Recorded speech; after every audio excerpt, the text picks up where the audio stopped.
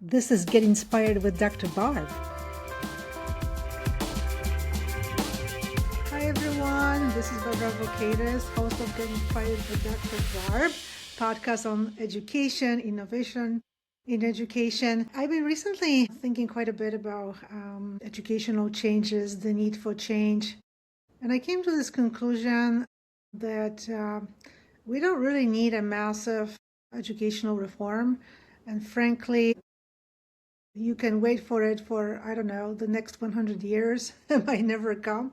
But this will not stop us from doing things in education. They can be transformational for children, for teachers, for parents, all within the current system the way it is. And I'm not sure if my today's guest will agree with it or not. We will talk about it. But that's what I wanted to say at the start. And I would like to welcome a wonderful audience, anybody who is tuning in, who's interested in what's going on in education, and what are some new ideas that can really make a big change. And today we have a fabulous guest. She is on the show for the second time, and that's awesome because there are not that many people I invited the second time, to be honest. It just happened, but she's absolutely fabulous. Katie, welcome on my show again. How are you doing today?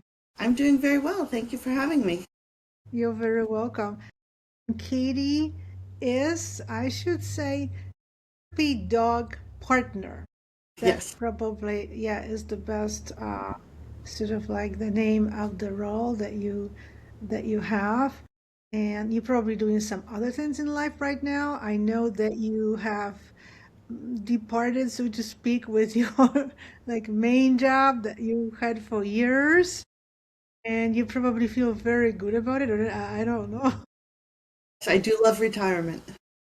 Here we go. And now everybody wants to retire. But you are not a classic retiree, because I think that after taking your retirement, you are very active and you're doing a lot of things in the area of animal assisted intervention, education, and probably some other things too. But if you could tell us a little bit about like what got you into this incredible activity of animal assisted education, that would be great.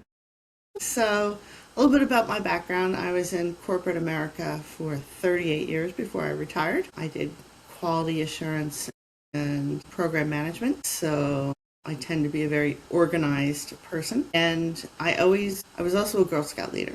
So, giving back was always a very big part of my life. And then COVID hit. And we were stuck at home. During COVID, I had a puppy who I got before COVID. He's not a COVID puppy. It's pre-COVID puppy.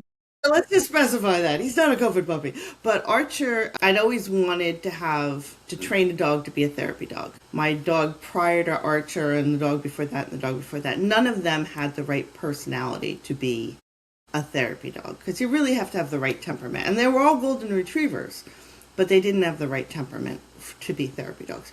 Archer had the perfect temperament to be a therapy dog. It took 2 years of training, but we finished his training during COVID. Yeah. And of course, during COVID, there was no place to visit because everything was shut down. But that was okay. We just kept working on his training and you just practice, practice, practice.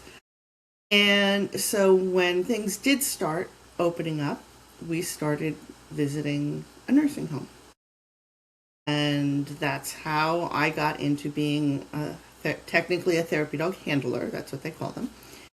And for those who don't know, therapy dog work, you have to pass a test, you and the dog, and to make sure that you can handle like almost any situation in a public setting. Because it is public, you go out and you visit public settings for your dog to help people feel better. Archer was a natural, as I knew he would be, and he loved it so much, and we've been doing it. It'll be 5 years in August that we've been doing therapy dogging, and it grew from there. So once Archer started working on being a therapy dog, he and I together in the nursing home setting, then I started working on trying to get into read to a dog at the library. I had seen something on TV about read to a dog, like some news article on TV, and I was like, that's what I want to do. I worked at a library for 4 years when I was in high school, so that was like a real passion of mine. So I wanted him to do that. So we started doing that when that opened up, which was just a few weeks later. So we started doing Read to a Dog at the library, which was fun. Our first session was actually outside because COVID, right? Yeah. Right? And then I decided that I was going to start working on getting Archer into the schools.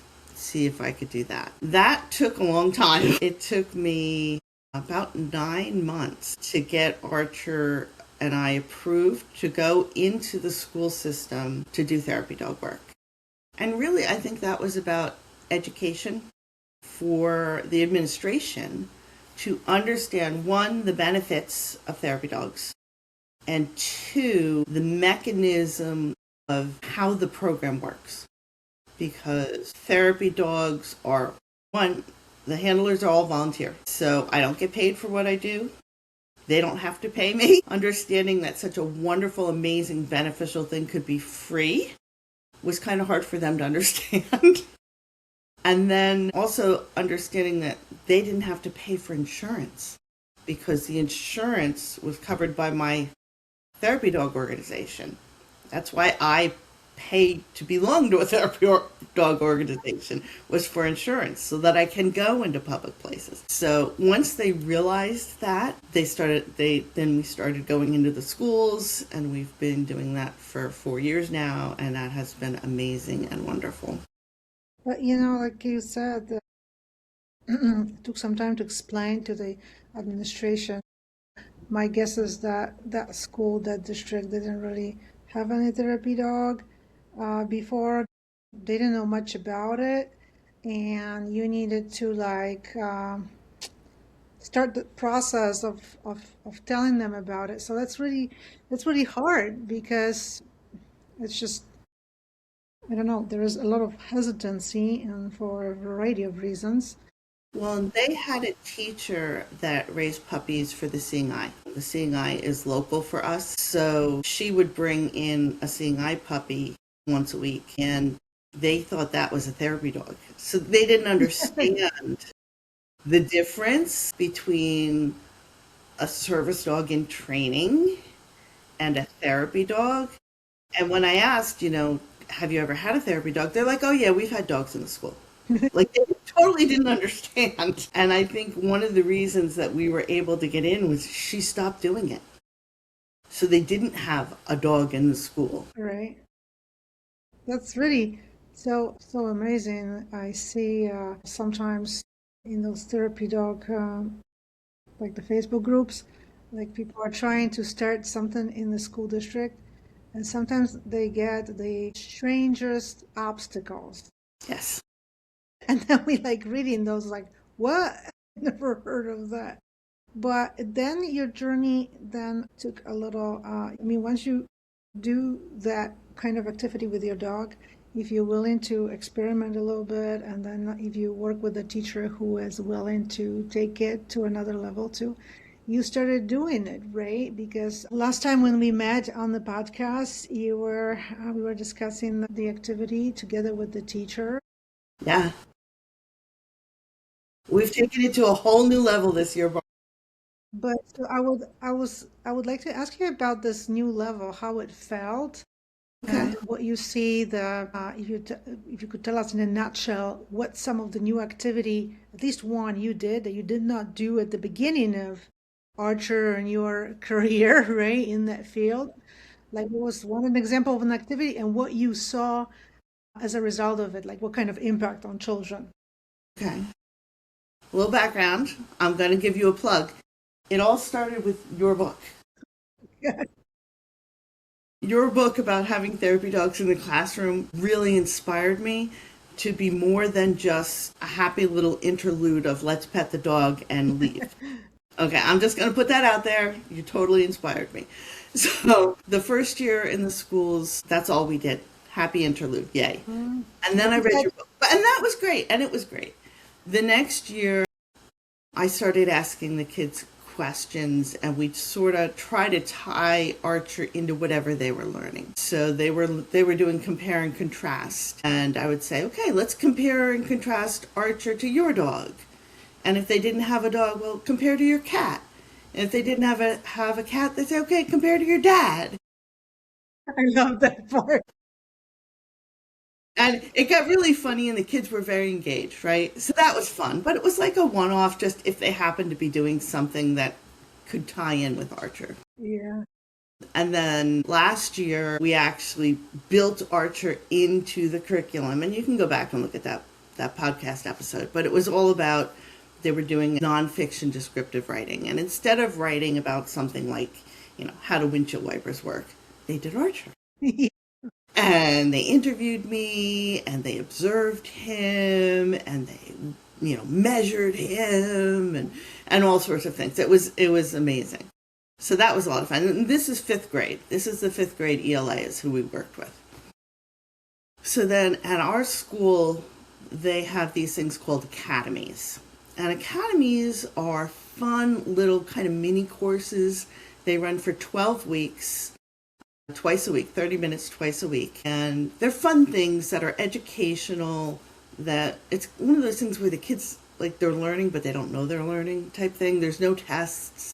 It's just fun. There's one on improv. There's one on game theory. There's one on designing a game. There's one on music. There's one on pickleball that the principal runs in the hallways. It's hilarious. So there's all these sorts of things, and the kids get to pick, and they choose their top 10, and the teachers just do whatever they think they're interested in, and it's fun. So I created this idea. Why don't we do an academy that's called Archer 101? And I got my favorite ELA teacher, Mrs. Garrity, to sign on with me, and another one of the teachers, Mrs. Derby, she signed on too. So I had two teachers who were willing to work with me to be able to present this to the kids. Now, academies have the unique, I don't know what the word is, characteristic that the school is 5 through 8, and they mix the kids up. So you don't have one grade level. You have 5th grade through 8th grade. They're all mixed together. And so you end up having older kids and younger kids, and you find you have that almost mentoring relationship sometimes forming with the older kids and the younger kids. It's really fun to see. So I put together an outline and for the whole 12 weeks and a lesson plan, and I presented it, and they said, sure. So Archer and I actually did this twice this past school year, so a total of 24 weeks. And we'd go in Monday and Friday. And we had 3 pillars. The first pillar was the difference between therapy dogs, service dogs, and emotional support animals. Yeah. The second pillar was, all right, I'm going to blank now. The second pillar was dog behavior. So understanding dog behavior, dog body language, how to safely greet a dog and that sort of thing, and how to understand when a dog is feeling uncomfortable and you should back off. And it was funny, before we started that little segment, I was like, you're going to regret knowing this, because you're going to know now that you shouldn't be, swarming Archer as much as you do. And then the third pillar was dog care. How to take care of a dog, what's good, what a dog can eat, what they shouldn't eat, grooming, that sort of thing. So yeah, that's what we did. And I made games. If I can, it's called Academy, and basically you put in a proposal, so to speak, that this one academy, which is a period of time in this one particular 5th grade group, will be 5 through 8. it, It was grades 5 through 8. I had all But different it's right, grades. because the kids were mixed, which is Yeah, yeah, model that happened a long time ago. Then we got away from it. But I yeah, so appreciated that the school district decided to sort of like resurrect it, because it worked. Everybody's learning for everybody, right? That's just how it is. And so it's like an ELA academy, but it has a lot of stuff in it because it's all based on Archer, learning about dogs, but then it gets, of course, into writing, measurements, math, all kinds of other subjects. So during that period, can you tell me one more time how long that period would be? For how many weeks? It was like 12 weeks? We did it for 12 weeks, Wow, pretty cool. Twice a week. twice a week. And what did you notice after that period? It was amazing because the kids really, you could see a difference from the beginning of the 12 weeks to the end of the 12 weeks, how the kids interacted with Archer. And not just themselves, but with their peers who weren't in the academy. So we'd be in the hallway, and one of my academy kids would, say to someone else, he's scratching. That means he's trying to self regulate. You need to back off. So they were what they learned in that process in that academy with Archer. That's how I'm going to call it. I like it. Academy with Archer. What they've learned, they were applying, they were talking about it consciously, subconsciously, whatever. They were talking about it out in the hallway, basically teaching other kids without teaching. Isn't that cool, right? I mean, that's what this is about. I mean, they learned more about the self-regulation part. I mean, the teacher, you can have a great teacher, I think, and they can explain about it several times in all kinds of cool ways, but it's not the same learning as they learn it through interacting with the dog, right? It's like, Right. Well, and the teachers were like, I didn't know yeah, something today. Well, one of the things that I've learned over the years is that kids, when you tell a kid something, anyone, and it really not just a kid, they don't learn right away. You need to repeat things. true. And you need to repeat things in different ways. And there's different types of learners. And so one kid learns by visual, one kid learns by touch, one kid learns by saying things out loud, one kid learns by doing things physically. So we incorporated all that. So we had different, that's why I created different games. So I had, when we were doing the difference between emotional support animals, service animals, and therapy dogs, we talked a lot about the different characteristics of each dog and, where they're, what they do that's the same. They're all dogs. They all need to be cared for. They all need to be groomed. They all need, that sort of thing. But, some of them are working dogs, some of them are comfort dogs. Therapy dogs and emotional support animals, they're both comfort dogs, but they have different Yeah. settings and that sort of thing. So I was thinking in my head I was going to do like a writing thing with that. And then I was like, you know what? We got to get these kids up and moving. So instead, I call it a human Venn diagram. We moved all of the tables and chairs out of the center of the room, and I called it three corners. So I had a sign for each corner of the room, ESA, service dog, therapy dog, and then I wrote up all these different characteristics or things. This type of dog is allowed in the grocery store, and the kids as a group would move to where they thought they should go. And some kids thought that, all dogs are allowed in the grocery store, so they'd stand in the middle.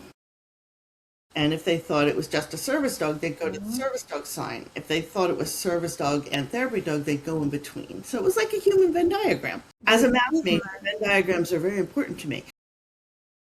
I like the idea of incorporating the movement into this because learning without movement, I mean, we've done too much of it, I think, in the Yeah. classrooms. Well, and just getting them up and moving. And if it had, I did these, both sessions were in the winter, so we weren't able to do it outside, but we could have done it outside, right? If it had been a day like today, we could have. But, they each were able to move on their own, go where they wanted. And then I loved it when they did that because that prompted discussion. Yes. Do you think that? That's a good point. Let's talk about that a little bit. And it really prompted discussion. But then you also had kids who maybe, we had a couple of kids who were nonverbal, and so they were able to participate and be part of the class and not feel left out. That's amazing. And how important is that to not be left out? It's very important because usually schools are known for having quite a few children who feel left out, and that's just how it is. I heard it, you heard it. When you're different, you often feel left out and you left out. I mean, Yeah. that's really the reality. And unfortunately, I just think that the more I do it too, and you know how long I've been doing it with Carmel too. I think it's eight Yes. years. I don't do it as often anymore, but once a week, depending on what's going on in schools too. But it's hard to teach children how not to leave out other kids Yeah. and in a way that feels authentic, real, and actually effective. Because Hmm. we can say it, hey, nobody should be felt left out. We all have to be kind to each other. But this is like, growing something and somewhere, and the seeds are never growing, and the Yes. kids just don't feel this authenticity. They just don't, which I don't blame them. So it's like, what else do you do? And kind of, Katie, I have to say, this is another kind of my reflection on education too, that if we don't find ways of teaching children how to like be together really with appreciation of each other and your differences, and like you're saying now, not leaving kids out. And you're saying this activity happened, and you've seen that kids who normally would feel left out, they did not feel that way. So here it was almost like a side effect of another intentional activity. And you saw that side effect, so to speak, maybe not the best word to phrase to describe it, but you know what I mean. It just happened, right? And you observed it. Just really believe that through animals, there is so much opportunity to teach these values of kindness and like belonging and being with each other really and appreciating each other. And that's a problem in today's world. I mean, you out there too on social media, you see how people behave. Yeah. There is so much sort of like not being kind and just people taking advantage of other people and just kind of like not acts of kindness. Well, you know, it's just many people think that it's just dumb to do, right? To be kind. It's about me, right? I need to get stuff or whatever, but that's not how life works. When we were doing the little section on therapy dog, not therapy dog specifically, but dog behavior and understanding dog body language, we did a session where I would let Archer on a loose leash and the kids stood in a circle and Archer was allowed to go where he wanted. And he would approach different kids and some kids he didn't want to interact with and some kids he did. And the kids were not allowed to talk. They weren't allowed to reach for him.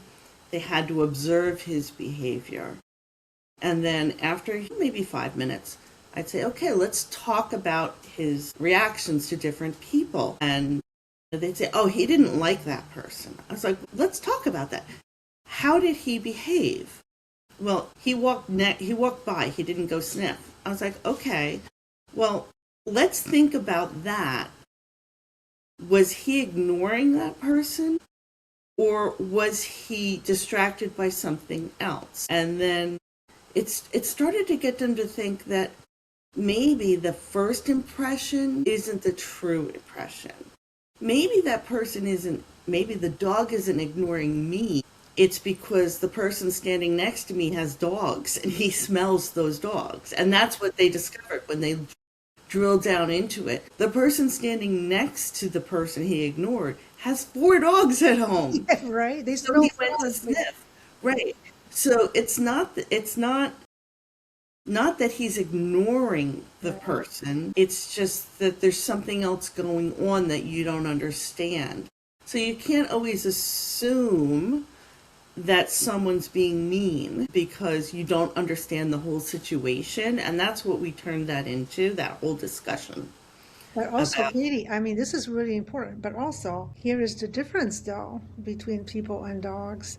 Something's going on in someone's life, and we know that people behavior often reflects what's going on with them. Yeah. It's just that what they choose as response to what's going on can be Right. problematic. And you can end up bullying and all that stuff, which is very bad. But in case of the dog, The dog had some kind of agenda because the dog is the dog. So somebody smelled differently because they might have four dogs.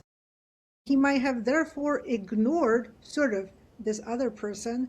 But did he really? He just went by and he wasn't mean. Right, right. He didn't Exactly. show any mean nature. He Yep. just did what he needed to do as a dog because of their nature. And Hmm. I think, this is such an incredible lesson. Like, you might not like someone.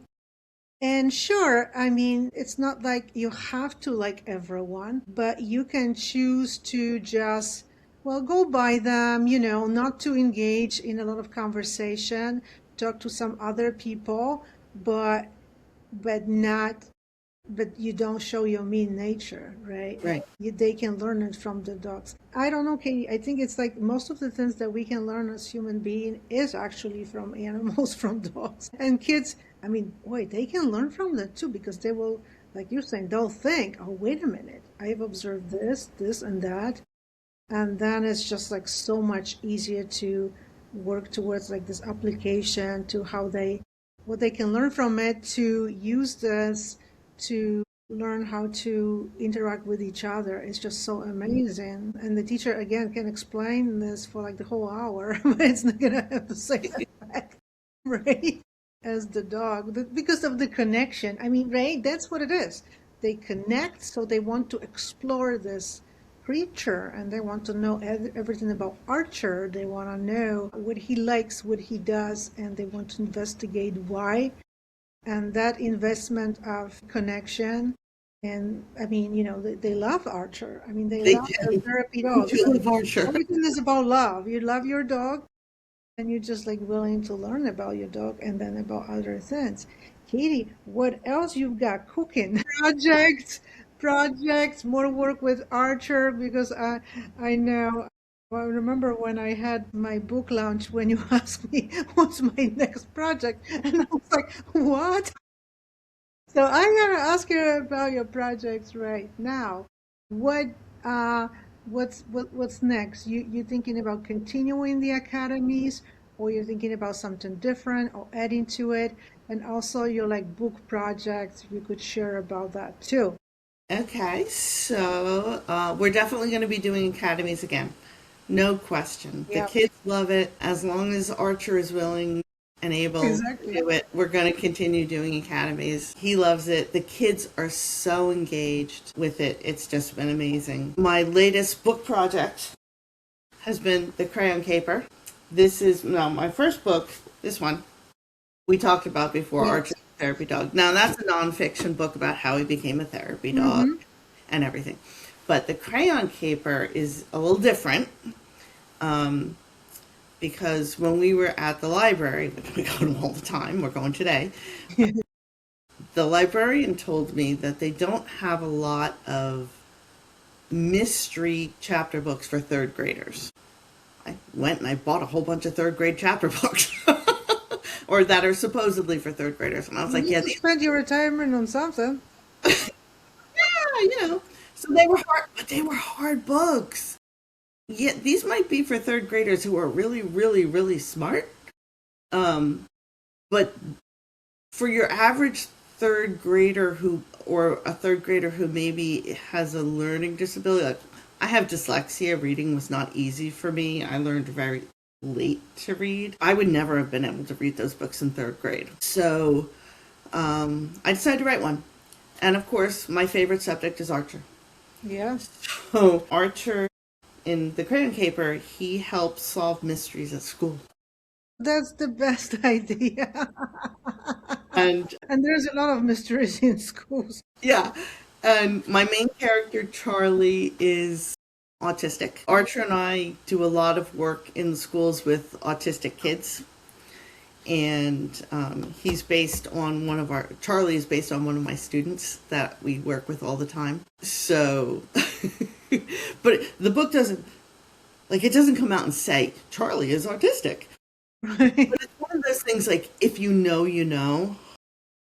If you have experience with autism, you can tell by his behaviors that he has autism or he's on the spectrum. So Archer helps navigate that as well. And then Archer's best friend is Maya, and Maya has sensory issues. So he helps her navigate that. And that's going to come more into play in the second book because I'm going to make a series out of it. We're going to have a whole bunch of mysteries at school that Archer helps with. And that's for what level of reading, like more or less? It 2 through 5, Huh? but the kids in the story are in third grade. So Is yeah, this illustrated with colorful illustration, or you got a different approach to that? they've got a little black Yeah, and white illustrations. I wanted it to feel like a big kid book. it does look like that and It feels looks like a big, but like look how thin it is. wow. It's not overwhelming. I tried to do a lot of white space. I chose a dyslexia friendly font, the same as my first book. I had a dyslexia friendly font, and yeah. And I found my illustrator online. She's a lovely woman from Pakistan. That's awesome. Yeah, yeah, She does really good job with these like black and white drawings. yeah. Very Except nice. my logo, Archer the Therapy Dog Mysteries, I created using Microsoft Word. Well, yeah, I mean, Just different shapes you put use the together. tools, I don't know how to use any of those fancy like but it looks really graphic fancy. things, It looks really cool. but I can use Word. Yeah, yeah. But it looks so nice. I mean, you know what? Hey, I mean, you are creative. It's not the easiest way to just ask somebody to do it for you. But if you have a little bit of time and you are interested, you have some curiosity, just play around with these tools, even the simplest one. Although Word has been very simple, to be honest with you. So it's a discussion about it, if it's simple or not. But it's about creativity and like, you just put your authentic soul into it and creativity, and that's absolutely amazing. So we in the show notes we have to include the link to the book too, and when I post a clip too. Absolutely amazing. So Well, this is the one of first part, right? yes, this is the first one in the series, and they're all going to be alliterative. So the Crayon Caper. The next one's going to be called The Missing Music. Mm-hmm. I want to make these books inclusive. Inclusivity is very important to me, Yeah. especially in the world of diversity, inclusion, and equality.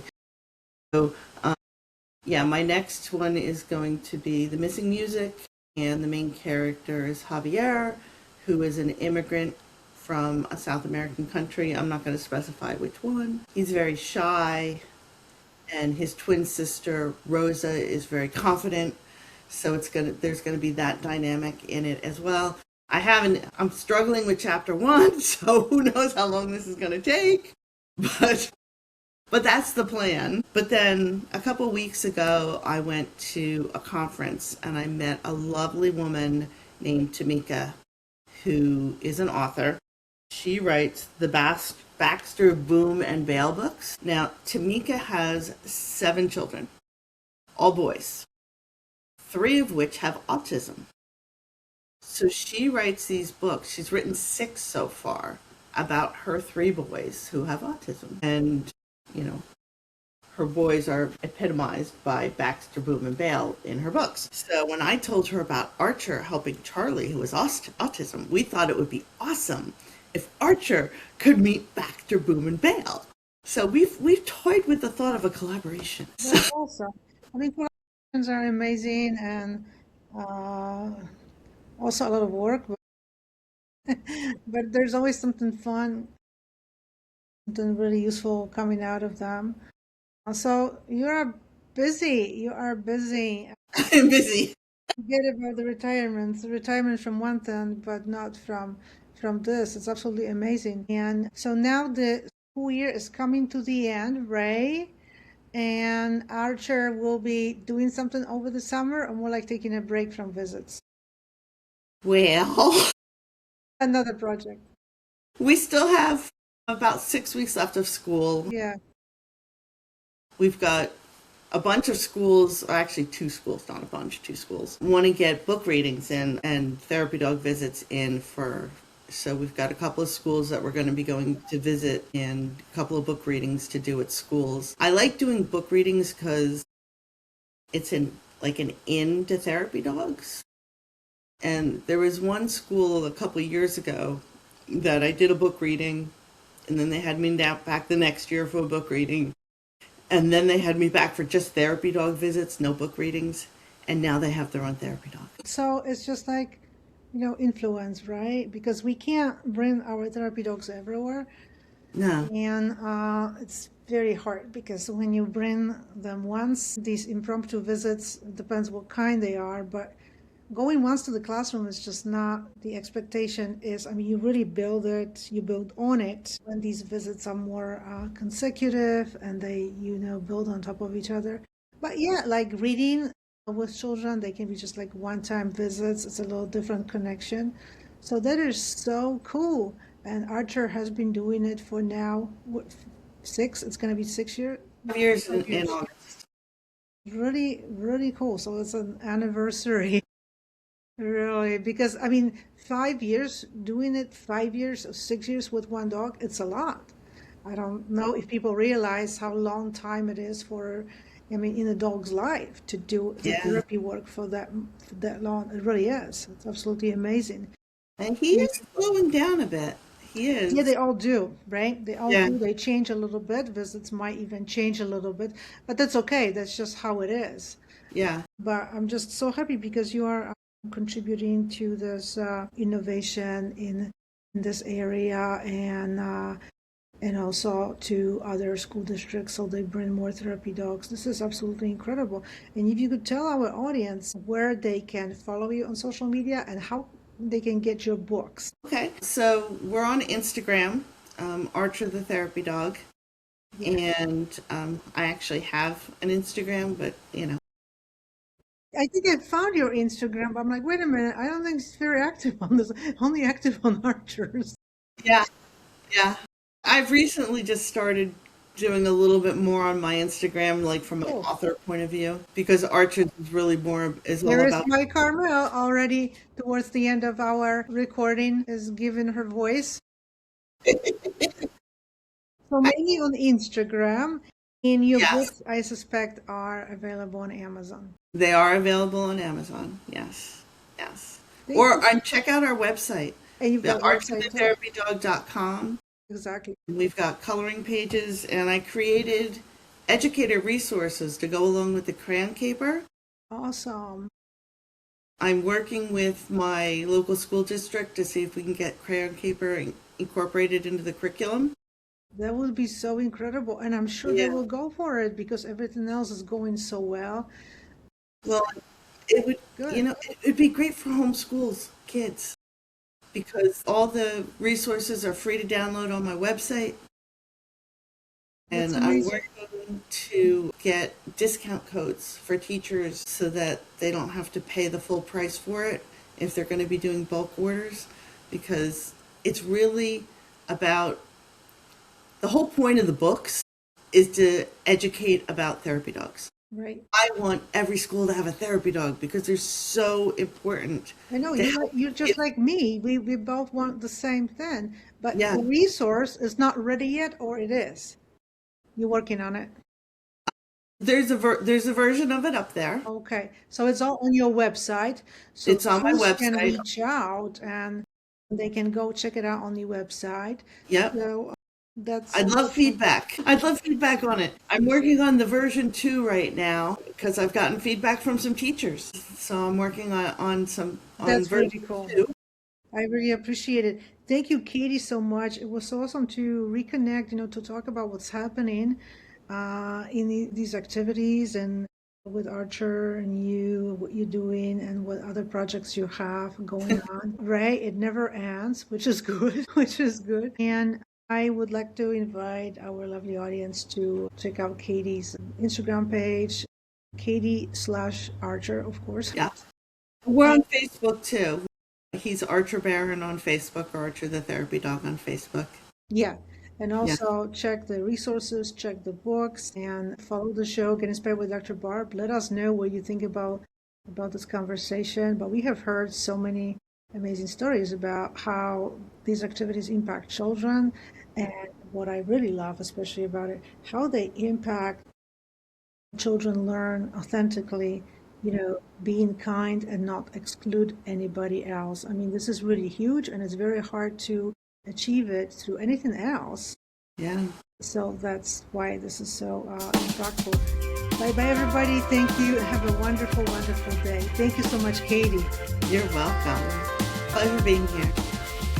This is Get Inspired with Dr. Barb.